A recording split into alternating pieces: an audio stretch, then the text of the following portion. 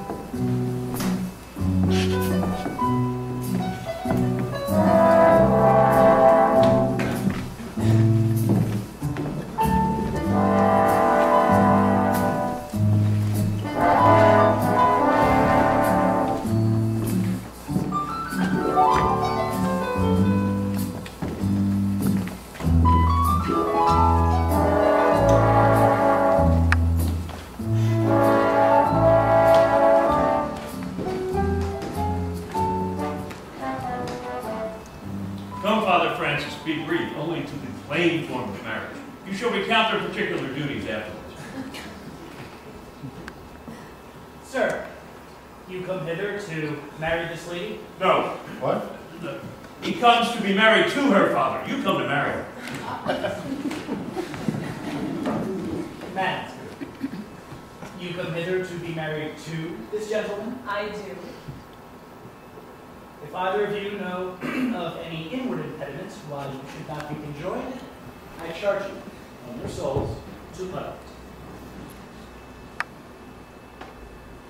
Know anyone in your own?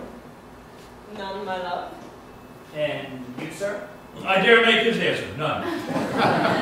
What men dare do. What men may do. What men may daily do, not knowing what they do. How now, interjections? Oh, why, some be of laughing. Father, stand thee by. Father, by your leave, will you, with free and unconstrained soul, give me this maid, your daughter? As freely, sir, God did give her me. And what have I to counterpoise this rich and precious gift? Nothing, unless you render her again. My friend, you learn me noble thankfulness. There, Leonardo! Take her back again. Give not this rotten orange to your friend. She is but the sign and semblance of her honor. Oh, behold how like a maid she blushes here. What authority and show of truth can cunning sin cover itself withal? Comes not this blood as modest evidence to witness simple virtues? Would you not swear, all of you that see her, that she were a maid by these exterior shows? But she is not.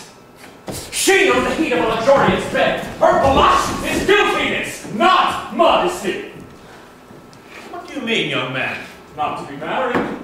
Not to make my soul to an approved wanton. My good man, if you and your own proof have made attack on her tenderness of her youth, and made defeat on her virginity. No, I know what you would say. You will say that if she did embrace me, she did embrace me as a husband, and so extenuate the beforehand sin. No, Leonardo. I never tempted her with word too large, but as brother to sister, show bashful sincerity and comely love. And seem they are otherwise to you. Oh, out on thee, seeming! I will write against it.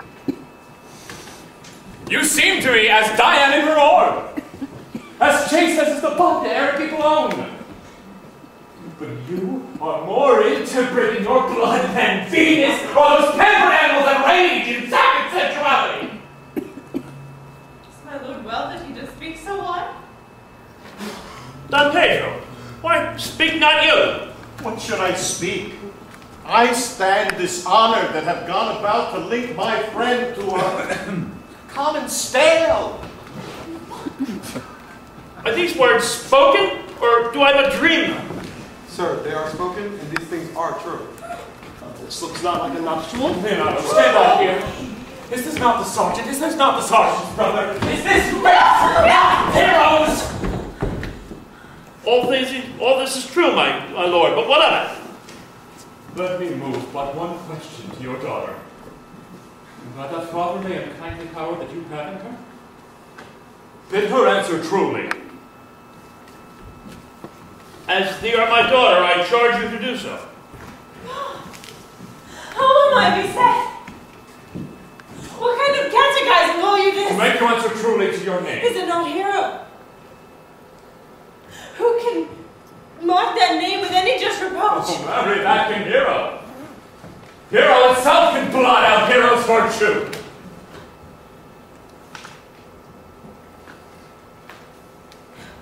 What man was he that talked with you yesterday betwixt 12 and 1 at your bedroom window? If you are a maid, answer to this.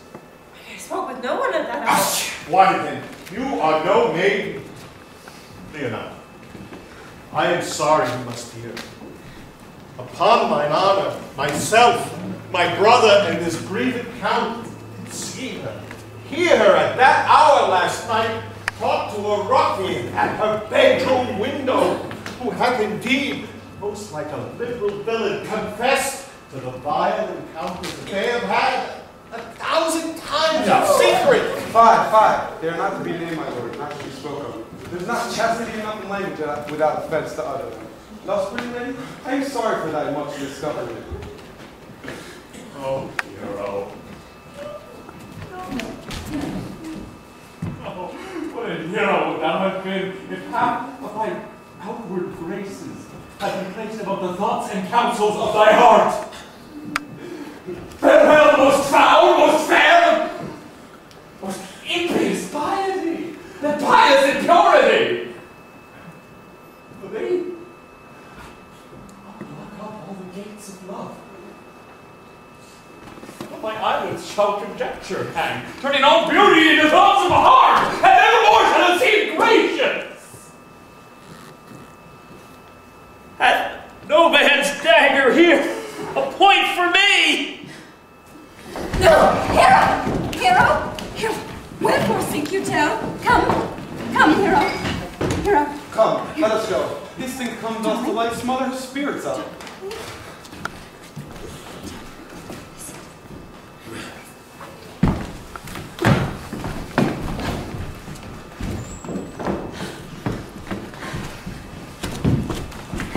Lady. Dead, I think. Oh, God, help. Uncle, please. Signor Benedict, father, someone. Oh, Hero. Fate, take not away thy heavy hand. Death is the fairest cover for her shame that could be thought of. Oh, Hero. Have comfort, lady. Dost thou look up? Yea. Wherefore should she not? Wherefore? Doth not every earthly thing cry out her shame? Can she here deny the story that is written in her blood? Do not live, Hero. Do not open thine eyes.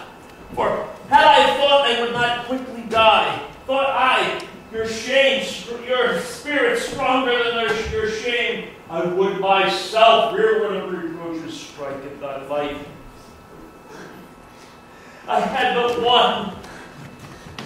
Tried I for that at frugal nature's frame. Oh, one too many for me. Why had I one? Why was thou ever lovely in mine eyes? Why had I not, with charitable hands, took up a beggar's issue at my gate, and then, so besmirched and mired in infamy, I might have said, none of this is mine.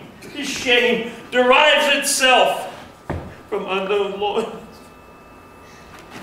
Sir, be patient. But On my soul. mine I loved. Mine I praised, mine I prided for, mine so much that I might.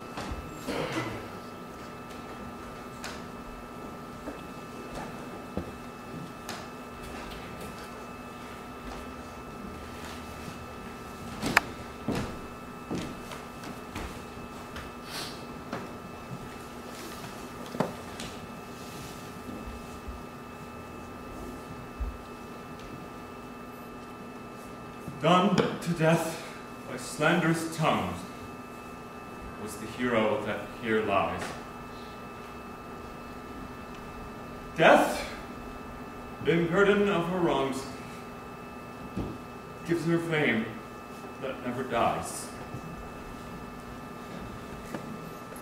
So the life that died in shame lives in death with glorious fame.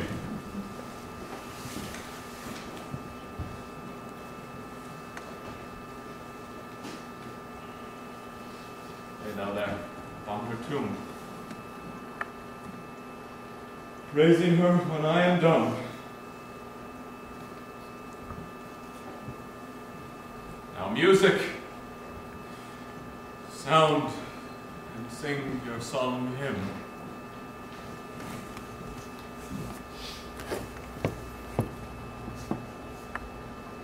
I'll be seeing you in all the old familiar places that this heart of mine embraces all day through. In that small cafe, the park across the way, the children's carousel, the chestnut trees, and when the night is new, I'll be looking at the moon, but I'll be seeing you. Good morrow, master. Look, the gentle day that dappled the drowsy east with spots of gray. Come, let us hence, and put away our woe. Then to Leonardo we must go. And Hymen now with luckier issue speeds than this, for whom we rendered up this woe. So, were Claudio and Don Pedro, who accused her upon the false error that you heard mentioned. Margaret had a hand in this as well, although against her will, that we'll be seeing in the course of the question. Well! I'm glad that all things sorted so well. So am I, else my fate being forced to call young Claudio to a reckoning point. Well, daughter, and you gentlewomen all, retire to a chamber by yourselves, and when I call for you, come forth, master. Don Pedro and Claudio promised to meet me at this hour. Brother, you know your office. You are to be the father to your brother's daughter and give her to young Claudio. Which I will do with confirmed countenance. Father, I must entreat your pains, I think. To do what, Signor? To bind me or undo me, one of them. Signor Leonardo, truth is, your niece regarded me with an eye of favor. An eye she got from my daughter, but that is very true. And I do with an eye of love requite her. Oh, the sigh of which I think you heard from me and from Don Pedro and Claudio. But what's your will? Your answer, sir, is enigmatical. But for my will is that your goodwill shall stand with ours to be conjoined this day in the estate of honorable marriage, for which, dear father, I must entreat your pains. My consent is to your wishes. And my help. Here come Don Pedro and Claudio. Good morrow to this fair assembly. Good morrow, my lord. Good morrow, Claudio. We here attend you. Are you yet determined to marry my brother's daughter? I'll hold my peace, were she an Ethiop. Brother, bring them forward. Here's the father ready. Good morrow, Benedict. Why, what's the matter that thou hast such a February face, so full of storm, of frost, of cloudy? I think he thinks upon the savage fool. Oh, touch fear not, man. We'll tip thy horns with gold.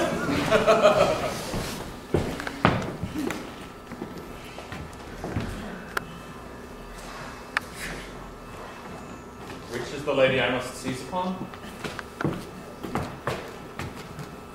This is she, and I do give you to her. Then she is mine.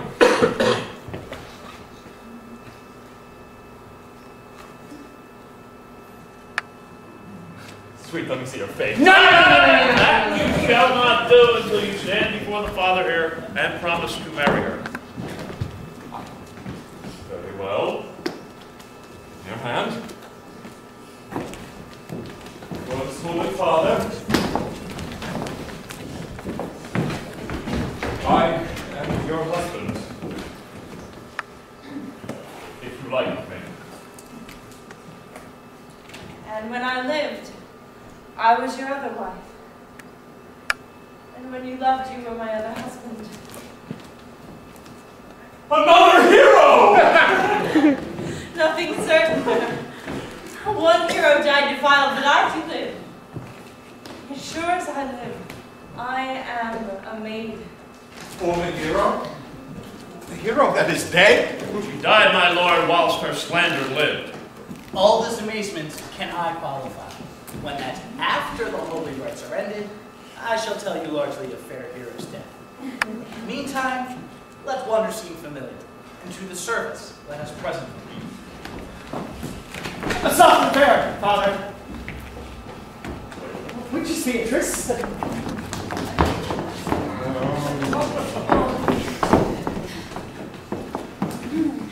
I answer to that name. What is your will? Do not you love me? No. No more than reason. Why, then your uncle, the Sergeant Claudio, were much deceived. They swore you did. That you did. They swore you were almost sick for me. They swore that you were well nigh dead for me. Why, 'tis no such matter. You do not love me then? Truly? No. But in friendly recompense. Come, cousin, I am sure that you love the man. And I'll be sworn to it that he loves her. For here is a sonnet written in his own hand by the ring addressed to Beatrice. And here's another. Written in my cousin's mouth. Maybe her love for Benedict.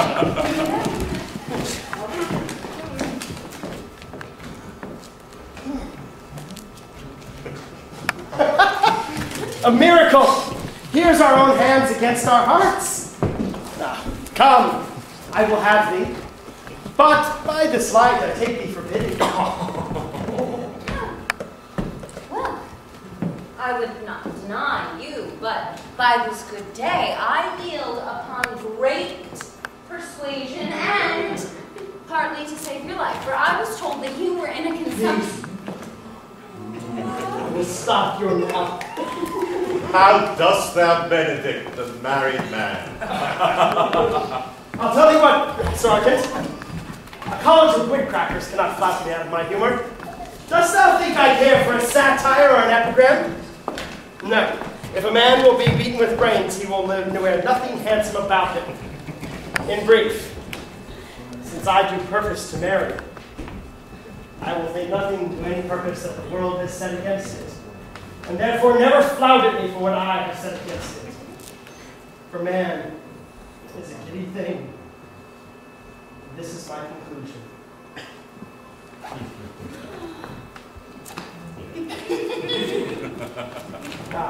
For thy part, Claudio, I did think to have beaten thee, but in thou art like to be my cousin's kinsman, live unbruised and love my cousin. Oh, well, I would have hoped thou wouldst have denied Beatrice, so I might have cudgeled thee out of single life to make me a double dealer, which most certainly he will be, if my cousin does not look exceedingly narrowly to him. Come, we are friends.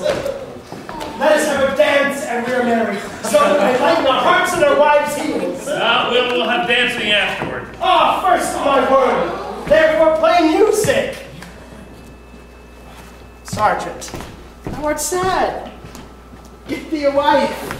Get thee a wife. There is no staff more reverend than one tipped with horn. Good sir, your brother John has taken his flight and brought back with armed guards as prisoner. Think not on him till tomorrow.